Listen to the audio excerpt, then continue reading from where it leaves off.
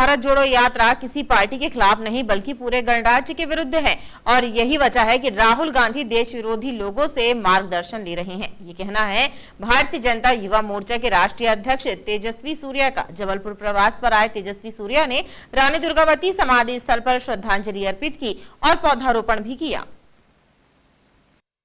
ये पूरे युवा मोर्चा के लिए भारतीय जनता युवा मोर्चा के राष्ट्रीय अध्यक्ष तेजस्वी सूर्या जबलपुर प्रवास पर पहुंचे और इस दौरान वो कई कार्यक्रमों में शामिल हुए। उन्होंने मालगोदाम में अमर शहीद राजा शंकर शाह और कुंवर रघुनाथ शाह की प्रतिमा पर श्रद्धा सुमन अर्पित किए, तो वहीं नर्रई नाला स्थित रानी दुर्गावती की समाधि पर भी पुष्पांजलि देकर उन्हें नमन किया। इस दौरान उन्होंने मीडिया से चर्चा करते हुए कहा कि राहुल गांधी की भारत जोड़ो यात्रा किसी पार्टी के खिलाफ ना होकर पूरे गणराज्य के विरुद्ध है, इसलिए ये यात्रा जोड़ने नहीं बल्कि तोड़ने वाली है। वहीं उन्होंने केरल में पीएफआई के द्वारा किए जा रहे प्रदर्शन के बारे में कहा कि प्रदर्शनकारी धार्मिक उन्माद फैलाकर संपत्तियों को नुकसान पहुंचा रहे हैं। केरल में संघ के कार्यकर्ताओं की हत्याएं हो रही हैं, जिस पर कांग्रेस के नेताओं के ट्वीट आग में घी का काम कर रहे हैं।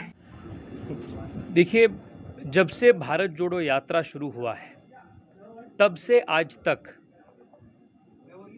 राहुल गांधी और उनके पार्टी के विचार बहुत स्पष्ट रूप से बाहर आ रहा है। On the very first day Rahul Gandhi Tamil Nadu में बयान ये दिया कि मेरे जो युद्ध है, मेरे जो फाइट है, वो एक पॉलिटिकल पार्टी के विरुद्ध नहीं है, ये भारत गणराज्य के विरुद्ध है। That my fight is not just against a political party, it is against the Indian state. This is an extremely irresponsible and, dare I say, even seditious comment by a leader like Rahul Gandhi. The very next day, Rahul Gandhi went and met George Ponnaya. George Ponnaya एक ऐसा pastor है, पादरी है, जिन्होंने माँ भारती के खिलाफ बहुत घटिया रूप में उन्होंने आरोप दिया है, कमेंट्स दिया है, और राहुल गांधी उनसे जाकर मिलके उनसे मार्गदर्शन प्राप्त किया। और तीसरे दिन जब भारत जोड़ो यात्रा केरला गए थे, केरला में कांग्रेस पार्टी के ऑफिशियल हैंडल से एक ट्वीट कांग्रेस पार्टी ने किया, जिसमें आरएसएस के जो गणवेश है, वो गणवेश को आग डालने का एक photo Congress party Rahul Gandhi tweet किए। इसका संदेश क्या है? केरला में हर रोज हम अखबार में पढ़ते हैं कि आरएसएस कार्यकर्ताओं के ऊपर जानलेवा हमला होते हैं, आरएसएस कार्यकर्ताओं का रोज मर्डर्स होते हैं, भीकरता से अत्याचार होते हैं। राहुल गांधी और कांग्रेस पार्टी आरएसएस गणवेश को आग डालने का पिक्चर ट्वीट करके अपने इकोसिस्टम को क्या संदेश दे रहे हैं। और कल और परसों पीएफआई जिस प्रकार से रानी दुर्गावती समाधि स्थल में आयोजित कार्यक्रम के दौरान तेजस्वी सूर्या के द्वारा पौधारोपण कर पर्यावरण संरक्षण की भी अलख जगाई गई। लाइन लॉसेस के नाम पर जनता को सबसे महंगी बिजली मुहैया करने वाला और अनाप शनाप बिजली बिल वसूल करने वाले बिजली विभाग में खुद बिजली चोरी की जा रही है। ये आरोप बिजली आंदोलन चला रहे कांग्रेस कार्यकर्ताओं ने प्रमाण सहित लगाए हैं।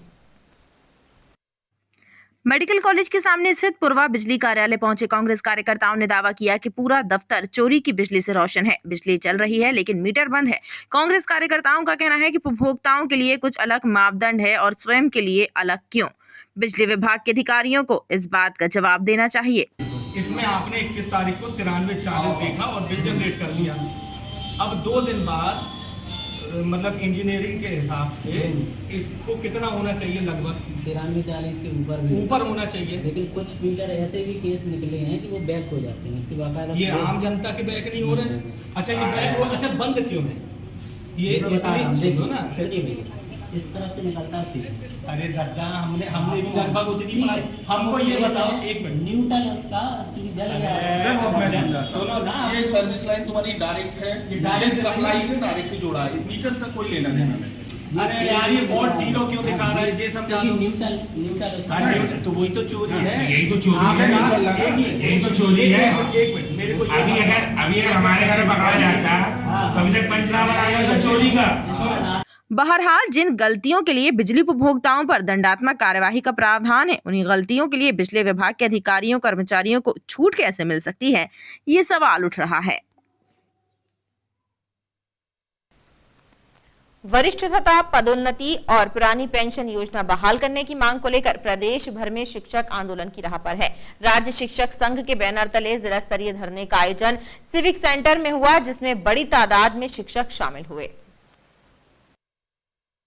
राज्य शिक्षक संघ के सदस्यों ने धरना देकर प्रदेश सरकार की कर्मचारी विरोधी नीतियों के खिलाफ आवाज उठाई। धरने पर बैठे शिक्षकों ने कहा कि सरकार ने ओपीएस बंद करके एनपीएस लागू किया है, लेकिन नई पेंशन योजना कष्टदायी है। इतना पैसा भी नहीं मिलता कि परिवार का भरण पोषण हो सके। सेवानिवृत्त होने पर कर्मचारियों को स्वाभिमान के साथ जीवन यापन करने का अधिकार हर हाल में मिलना चाहिए, लिहाजा पुरानी पेंशन योजना बहाल की जाए। साथी हैं जो रिटायर हो गए हैं, उनकी भी, और जो देवलोक को चले गए हैं, उनकी जो परिवार है, उनके परिवारों के कुछ ऐसे परिवार हैं जिनकी बीवियां घर में झाड़ू पोछा बर्तन दूसरों के घर में अपना जीवन यापन कर रही हैं। जब किसी देश का शिक्षक के परिवार ऐसी विसंगति में हो तो उस देश का विकास कैसे हो सकता है। और इस विकृति को हम आगे चेतावनी देते हैं शासन को कि 9 अक्टूबर को हम भोपाल में धरना देंगे और शासन के खिलाफ अपना पुरजोर संघर्ष करेंगे और पुरानी पेंशन लेकर ही आएंगे। में धरना दे रहे हैं अपनी मांगों को लेकर। हमारी मांग है वरिष्ठता, क्रमोन्नति और पेंशन। इसके लिए हमने ब्लॉक स्तर पर धरना दिया। इसके बाद आज हम 25 सितंबर को जिला स्तर पर धरना दे रहे हैं और 9 अक्टूबर को हम अपनी मांगों को लेकर भोपाल में धरना देंगे। कि हम सरकार को चेतावनी देते हैं कि अगर हमारी मांगों को पूरा नहीं हुआ तो हमारा आंदोलन और भी आगे बढ़ेगा। राज्य शिक्षक संघ का कहना है कि सरकार को जगाने के लिए 9 अक्टूबर को भोपाल में विशाल प्रदर्शन किया जाएगा। सरकार फिर भी नहीं मानती है तो काम बंद हड़ताल करने का निर्णय मजबूरी में लेना पड़ेगा। पितृमोक्ष अमावस्या के उपलक्ष्य में पितृमोक्ष की कामना के साथ खेरमाई मंदिर कृपाल चौक में महाआरती एवं प्रसाद वितरण का आयोजन किया गया, जिसमें बड़ी संख्या में श्रद्धालु शामिल रहे।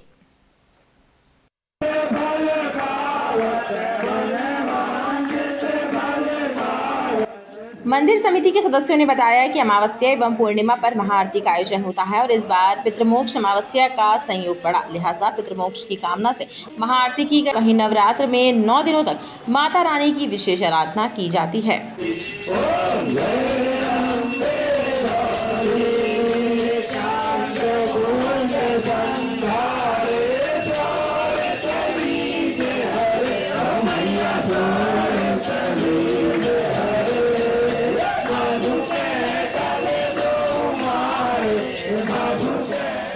पितृमोक्ष अमावस्या में आज हम लोगों ने सभी ने मिलकर पितृदेव के नाम से एक श्रीफल भेंट के रूप में हवन किया है, जिससे अपने पितरों की मोक्ष के लिए, जिसमें वैकुंठ धाम उनको वास प्राप्त हो, और पीपल के वृक्ष में एक दीपक जलवाकर उनकी शांति के लिए, जिनको आज पितृदोष रहता है, वो पीपल में एक दीपक जलाकर 11 परिक्रमा करके अपने पितृदेव के नाम से कर सकते हैं। खेरमाई मंदिर में पितृमोक्ष अमावस्या के उसमें आज आरती रखी गई है, जो कि हर अमावस्या और हर पूर्णिमा को होती है और हर शनिवार को सुंदरकांड किया जाता है। जय माता की। कोरोना काल में आयुर्वेदिक पद्धति पर लोगों का भरोसा और ज्यादा बढ़ गया है। आयुर्वेदिक चिकित्सा पद्धति को बढ़ावा देने शासन के द्वारा भी लगातार कार्य किए जा रहे हैं। इसी कड़ी में पोषण अभियान के तहत जिला आयुष विभाग के द्वारा 30 सितंबर तक शिविर आयोजित कर अति कम एवं कम वजन के बच्चों को दवाएं और औषधीय तेल वितरित किए जा रहे हैं।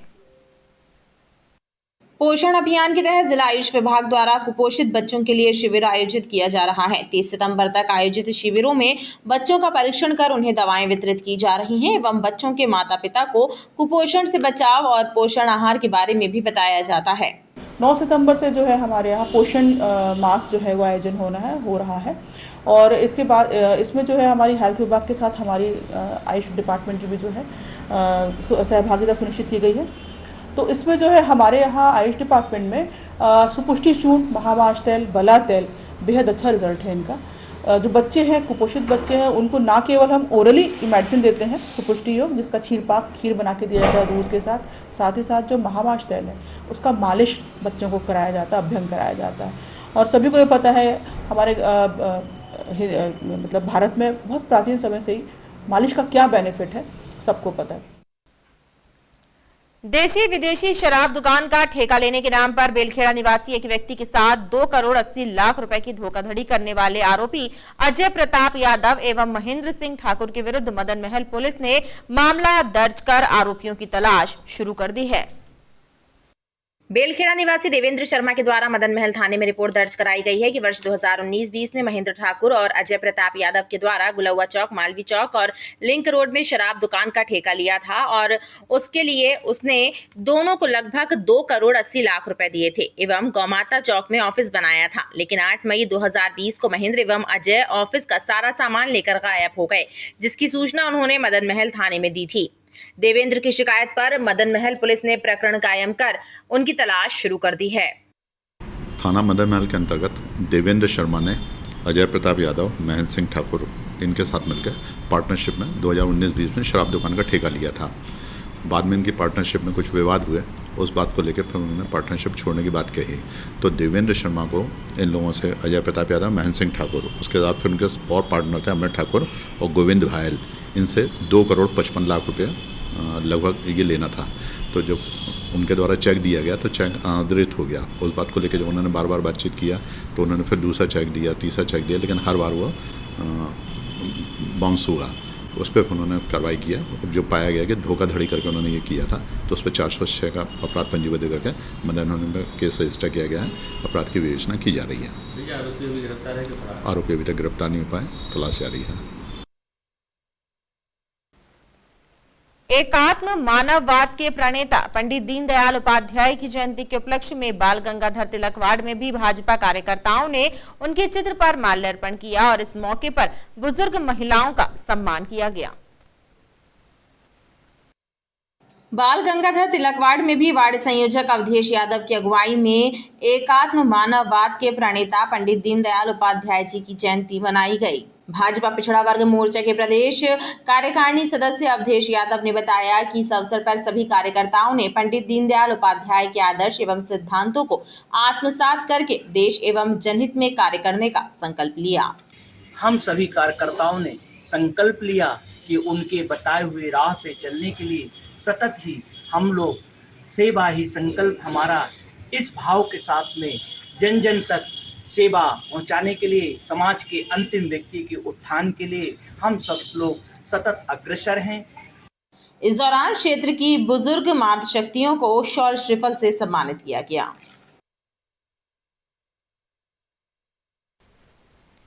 धूमा के पास हुई सड़क दुर्घटना में जबलपुर की एक नर्स की मौत हो गई, जबकि एक चिकित्सक घायल हो गए। परिजनों ने बताया कि गढ़ा क्षेत्र के एक डॉक्टर सागर साहू काजल बघेल सिवनी में एक मरीज को देखकर लौट रहे थे, उसी दौरान ये हादसा हो गया।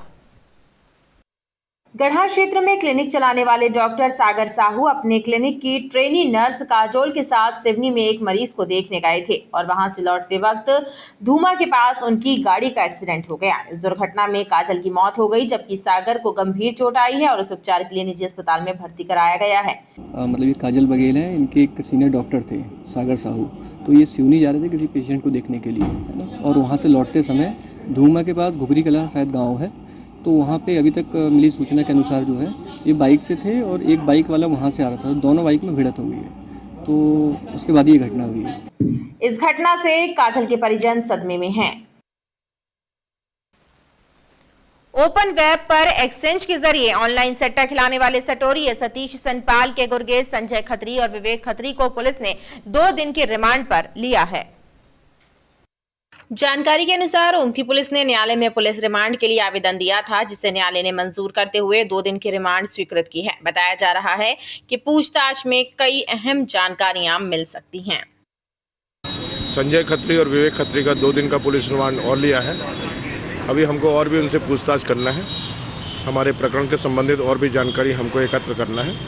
हमने संजय खत्री और विवेक खत्री का थाना ओमती के आपराधिक प्रकरण में हमने माननीय न्यायालय से 2 दिन का पुलिस रिमांड और लिया है। और खबरों का सिलसिला लगातार जारी रहेगा। आप देखते रहिए BTV न्यूज।